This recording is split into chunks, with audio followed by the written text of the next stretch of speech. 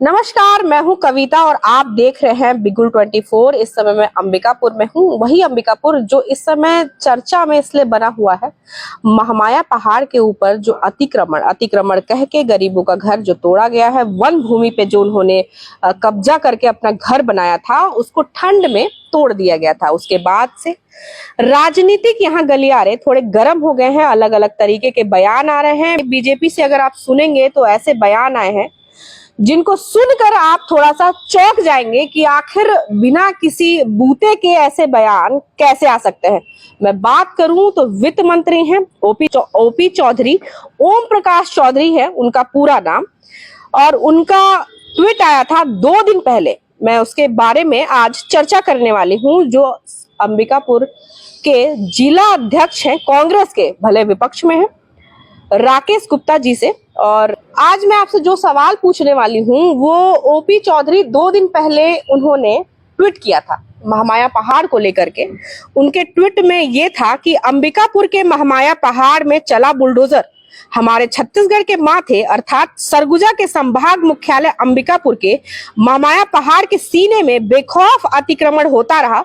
महामाया पहाड़ सिसकता रहा, दुर्भाग्य की सब कुछ दस्तूर जारी रहा। कल सुबह महामाया पहाड़ की इस सिसकती आवाज को सुनकर प्रशासन ने बुलडोजर चलाया। वहां लोग बांग्ला भाषा बोल रहे थे। क्या भूपेश बघेल जी जवाब देंगे अपने 5 वर्षों की कारस्तानियों पर? जवाब देंगे अपने तुष्टीकरण की गंदी राजनीति पर?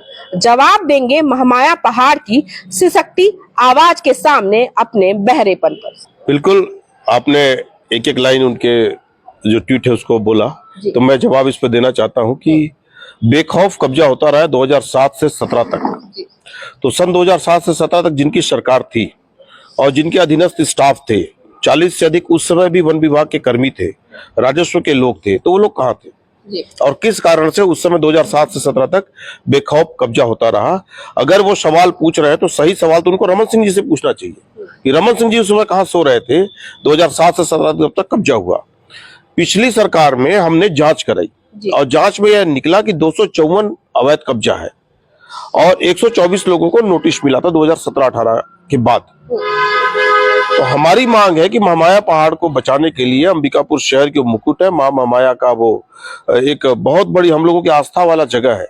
तो एक तो महामाया पहाड़ की सीमा तय होनी चाहिए कि जगह राजस्व की भूमि है, वो जगह फॉरेस्ट की भूमि है, वन भूमि है, तो उस पर कब्जा एक जैसा सभी के खाली होनी चाहिए। ये मांग कांग्रेस पार्टी की तरफ से मैं बहुत जवाबदारी के साथ कह रहा हूं। रह गया रोहिंग्या की बात, तो जब भी चुनाव आता है तो एक शब्द आता है बांग्लादेशी और रोहिंग्या को लेकर के। तो मैं कहना चाहूंगा कि जब विधानसभा से पहले भी भाजपा के कुछ नेताओं ने इसकी मांग की थी और तत्कालिक सरकार ने जांच की और उन्होंने बताया कि इसमें यहाँ पे कोई भी रोहिंग्या मुसलमान नहीं है। लेकिन फिर भी यदि जांच में चूक हो गई होगी और ओपी चौधरी जी प्रदेश के एक कद्दावर कैबिनेट मंत्री हैं और लाइन लगी हुई है उनको फॉलो करने का। ओपी चौधरी जी बोले, उसके बाद केदार कश्यप जी ने वही लाइन पकड़ा, उसके बाद में हमारे सरगुजा की जो मंत्री हैं लक्ष्मी राजवाड़े जी भी 2 दिन पहले उन्होंने ट्वीट किया। तो जब इतने पद पे बैठे हुए लोगों को मालूम है कि वहां पे बांग्लादेशी संभावित है या है, तो उनके घर तोड़ने से क्या होगा? पहले उन्हें पकड़े और देश प्रदेश के सामने उनको लाएं और अपनी सक्षमता का परिचय दें। बयानवीर मत बने कि केवल बयान दे दिया। बताइए, जिनकी सत्ता सरकार है वो लोग कह रहे हैं कि वहां पर रोहिंग्या मुसलमान और वहां पर बांग्लादेशी लोग हैं।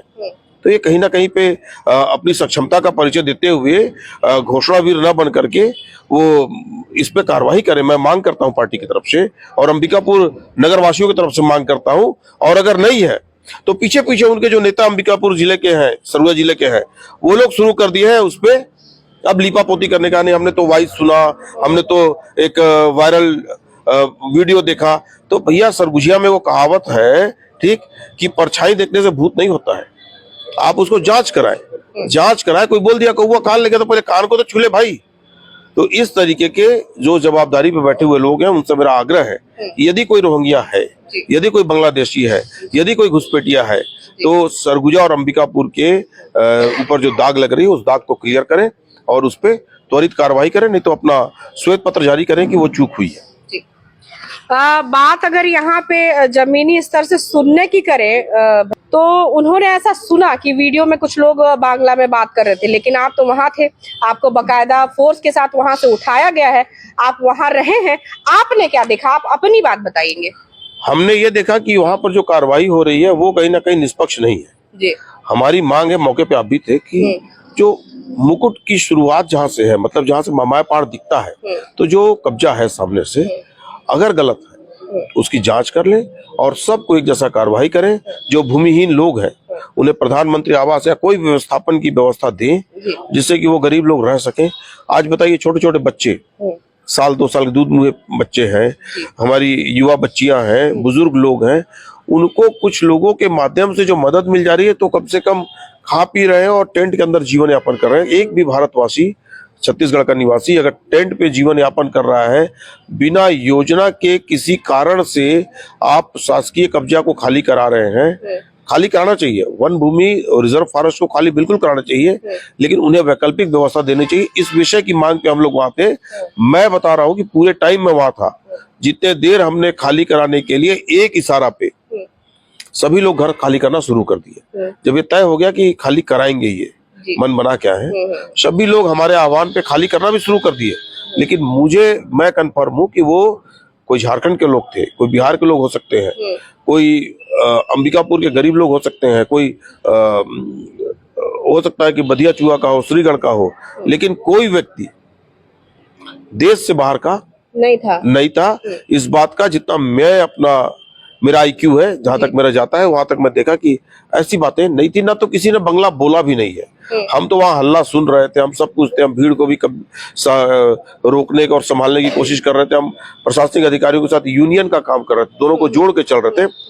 और देखिए, बाद में न्यायालय ने बात को सुनी और एक मौका दिया, उनको स्टे भी मिला। तो इन्हीं सब चीजों को लेकर के हमारा एक विरोध था शासन के कार्य से।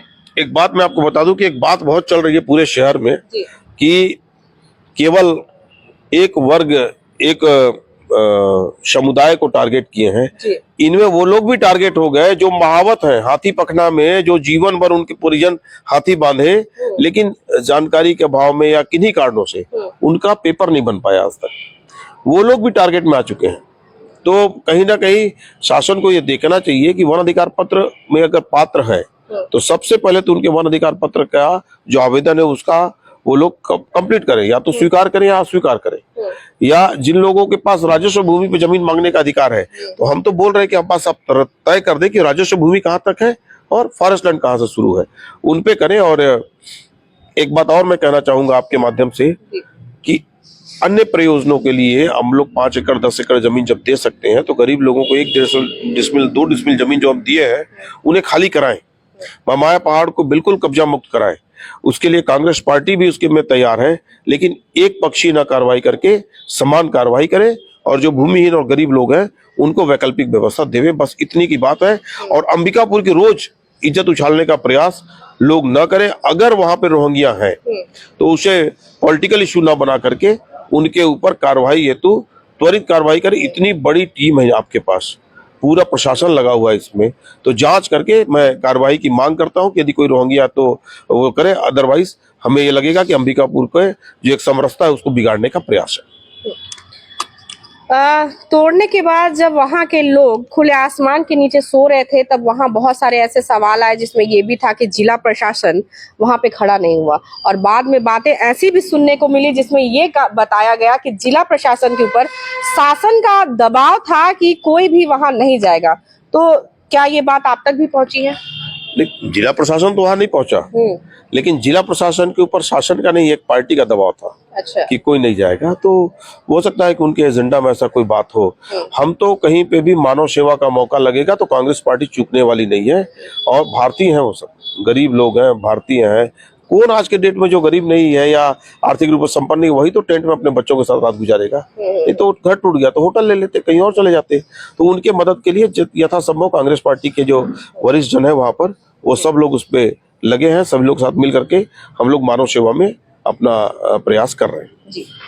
भैया बात शुरू हुआ था एक वीडियो से, जो वीडियो देखकर ओपी चौधरी जी ट्वीट किए थे। तो वीडियो की अगर बात हो तो मैं जैसे इन्होंने लिखा है कि सिसकता रहा महामाया पहाड़, तो जब ये घर टूटे उसके बाद यहाँ के लोगों का रोता हुआ दहाड़ता हुआ जमीन में लौटता हुआ वीडियो तक यहाँ से वायरल हुआ, तो उसका क्यों असर नहीं हुआ? महामाया पहाड़ सिसकता हुआ परिदृश्य कभी नहीं रहा।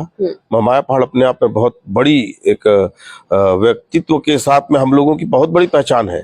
उसमें एक कोने में अगर कोई चीज कब्जा हो गया उसके चलते महामाया पहाड़ सिसकेगा नहीं, ये शब्दों से ऐसा लगता है कि राजनीतिक लाभ लेने का एक प्रयास है। इससे कोई बहुत फर्क पड़ने वाला नहीं है।